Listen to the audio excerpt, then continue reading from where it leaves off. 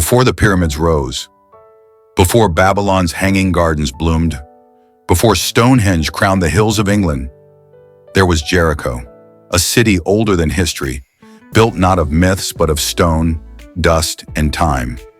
What if the story of human civilization doesn't begin with Mesopotamia, but here, in a land scorched by sun, where ancient walls still whisper the secrets of a forgotten dawn?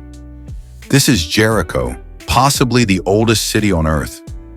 Beneath layers of earth and time, archaeologists unearthed something astonishing near the Jordan River. A mound, or tell, hiding ruins older than 10,000 years, long before the pharaohs ruled Egypt or the Sumerians invented writing. This was es-Sultan, what we now call ancient Jericho.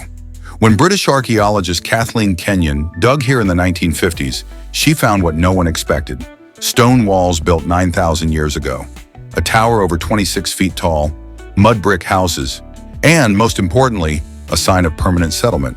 A city, not a village, not a camp, but a place of defense, design, and destiny. We often assume cities rose after agriculture and warfare, but Jericho flips the timeline. Its walls weren't built to defend against men, but nature, floods, wild animals, possibly even spirits. These massive stone structures predate metal tools, yet they were cut, stacked, and mortared with astonishing precision. Who built them?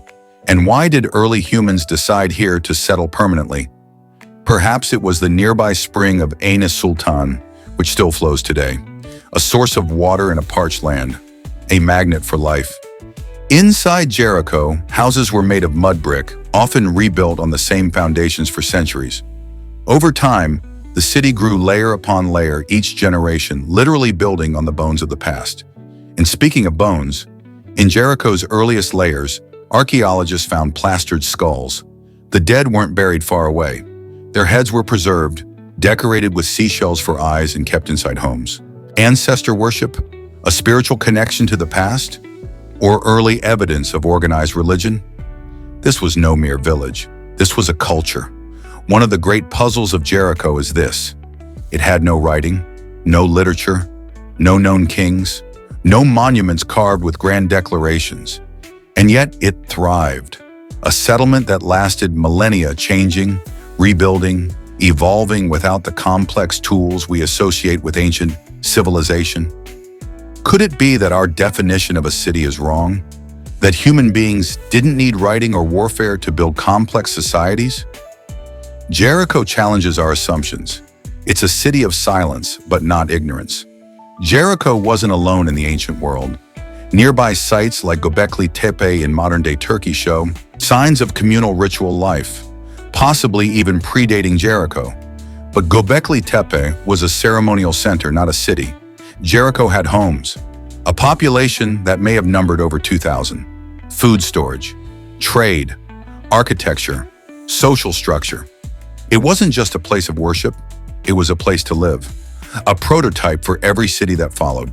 The city of Jericho is famously mentioned in the Bible as the first city conquered by the Israelites. And the walls of Jericho fell down flat. But was that history or legend? Archaeological evidence does suggest periods of destruction, possibly due to earthquakes or raids. But the biblical timeline doesn't quite match the ruins. Still, the idea of Jericho as the first city, so ancient it had to fall before others rose, was firmly planted in human memory.